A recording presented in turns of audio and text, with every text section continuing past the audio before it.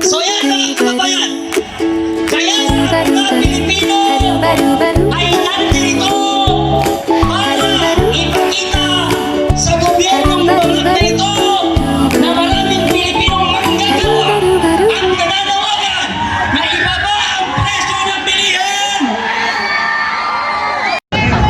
Ito ay maliwanag. Ang mga mata ng mga mamamayan, lalo ng mga nagawad, sa araw mismo.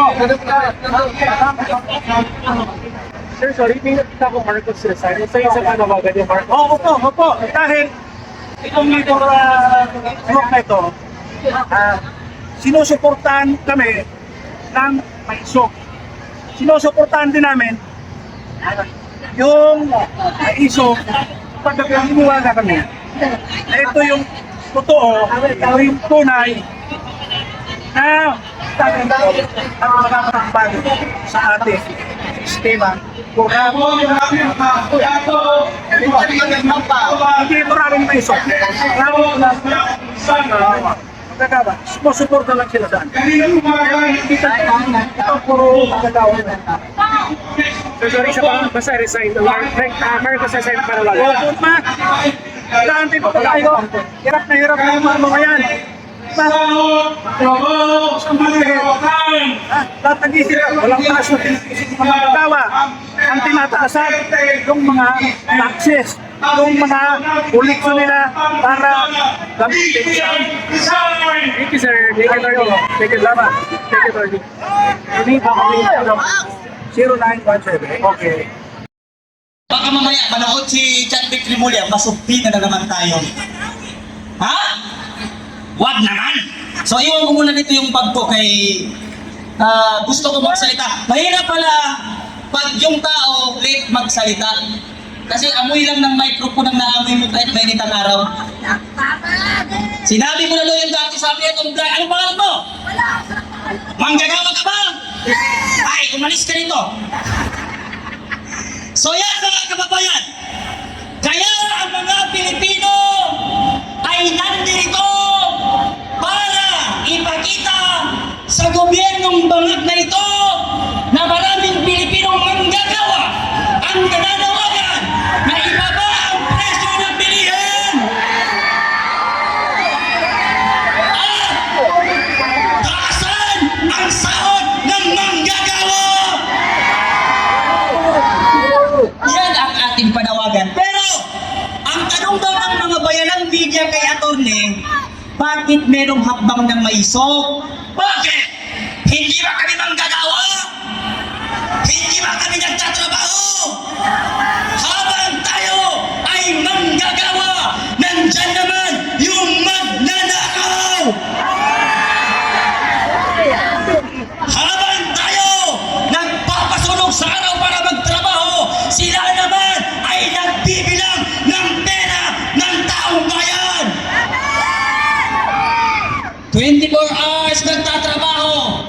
Mga college student na nagtatrabaho sa Jollibee, McDo, Mang Inasal at kung saan-saan pang restaurant para lamang magustusan ang pambayad sa tuition fee, habang yung mga gagong gobyerno na walang pakialam sa mga estudyante at mga bayang Pilipino naghihirap nagpapakasala sa loob ng gobyerno. Habang tayo nagugutom, sila naman ay pasinot-sinot ng kukin. Ano daw sabi ni PRRD ang palatandaan sa isang taong bangag? Pag tumutulo ang sipon, bangag at agit yan.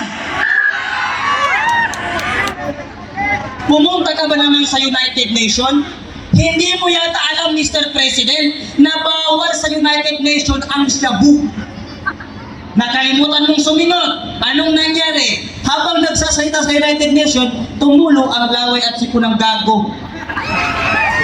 Marcos resign! Marcos resign! Marcos resign! Ano ba? Hindi lang ang usapin ng manggagawa ang aming ipinunta na ibaba ang presyo ng mga produktong bilihin sa Pilipinas, taasan ang ang sahod ng ating bansa. Ayaw din ng mga manggagawa na ma-impeach si Sara.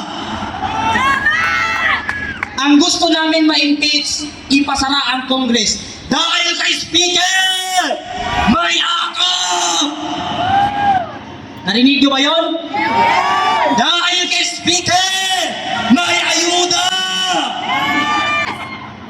Luistro, ang kapal ng mukha mo. Ang daming Pilipino dito, Luistro.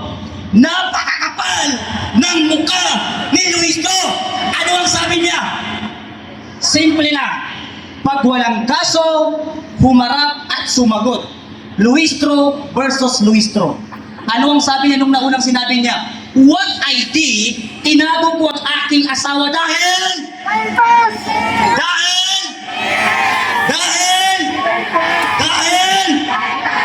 gago si Luistro. Ano pa ang sabi ni Abante? Abanting utak hipon. Hindi ko susuportahan si Sara Duterte sa pagtakbo niya bilang Pangulo. Yan ang sabi ni Congressman Abante. Yung pastor na tumitila ng puki ng kalabaw. Yung isang congressman na hindi binoto pero nasa Congress na taupo.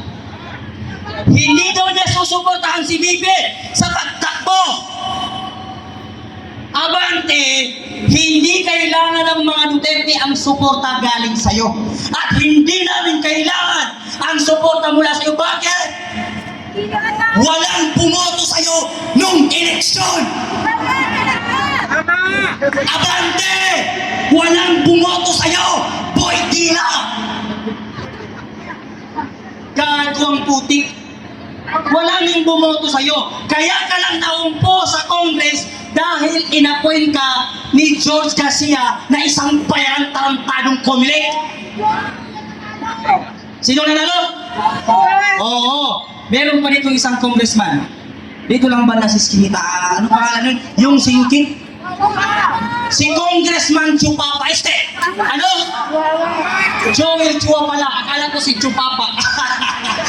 Ang daming bayot sa gobyerno ngayon. Ito. Yung taga Batangas pumunta ng Iwasan Bonifacio. Anong ginawa nila? Gusto nila suspindihin ang VAT ng produktong langis. Andun na si Congressman, nakipagtalo siya dun sa mga tigulang na buhaya. Ano ang sabi nila at Recto? Yang si Recto ang dahilan kung bakit hindi sinuspindi ng gobyerno ang VAT ng produktong langis. Bakit? Malaki daw yung mawawala sa ating gobyerno.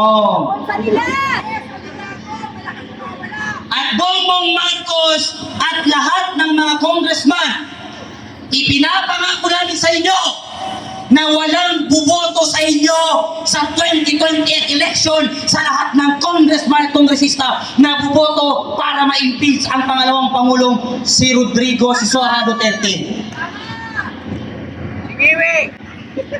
Marami dito kasi sa loob mga ngiwi. Pero wala tayong magagawa kasi ang ating presidente, lutang. Sino ba? Yung congressman na baliktad ang bunganga. Sino nga yun? Yan. Yung bayot na congressman na nandito ang bibig. Imbes na asikasuhin mo yung pag-inom mo ng gamot, gago, para madirect yung bibig mo, inuuna mo pa yung pag-impeach kay Sara. Si Laila de Lima, isa pa yan. Yung 18 Marines, lumabas yung mga pangalan yan, nung lumabas ang 18 Marines, nalista sila. Sila Laila de Lima, kilalaman ng mga pulis. Nung si Laila de Lima, mahilig yan manlaplap ng mga PSG niya. Kaya nga pinakulong ni Pirarde kasi lahat ng security guard niya nilalaplap niya. Malandi yung tarantado na yan ng congresswoman. Ano nga yung jowa niya? Sino nga yun? Junel! Kainin mo ng pek-pek ko! Gago ang puta. Di ba? Sino pa?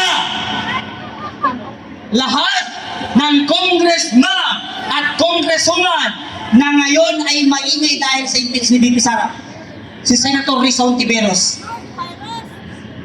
Ay, maraming salamat at nakauwi kayo, sabi niya. Tarantadong gago. Maniniwala lang kami sa kaplastikan mo pag ibalik mo yung 80 billion na pondo ng PhilHealth na ninakaw mo. Ikaw, sa kaplastikan mo, Risa Ontiveros, nakuha mo pang tumakbo na presidente. Hindi ka mananalo, gago. Bakit? Ginawa mong santo ang adik. At ipinagawa pa ng museum yung mga adik. Lahat ng makakaliwa na grupo, anong panawagan? Ipakulong si Rodrigo Duterte dahil sa human right violation. Napakaraming pinatay ni Duterte. Ito yung ginagamit ng mga profesor ng UP din naman, UP na mga bugok na profesor. Imbis na ang tinuturo nila, araling panglipunan, war on drugs ang tinuturo. Eh paglabas ng estudyante, Duterte, diktador, gago! Bobong estudyante!